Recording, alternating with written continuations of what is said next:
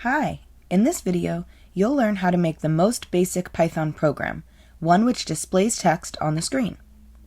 When you run these programs, you'll see the text appear on your screen in what is called the console window, or just the console.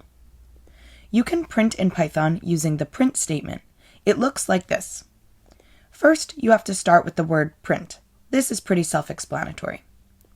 You then need to include a set of parentheses. Anything to be printed should be included inside the parentheses. You need quotation marks around the thing you want to print. Note that you can use single or double quotes, but we'll be using double quotes throughout this course. The important thing here is that the quotation marks need to match. A sequence of characters surrounded by quotes is called a string. You'll learn more about strings later. So here we have your program, or code, on the left and your console window on the right.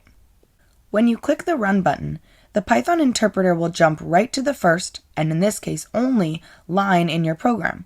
It executes that line, and you see Hello World appear on your console. A program is essentially a sequence of instructions. If we have two prints in our program instead of one, they will be executed in order. The interpreter executes the first one, and then it executes the second one. Now it's your turn to try using the print statement in your own Python programs.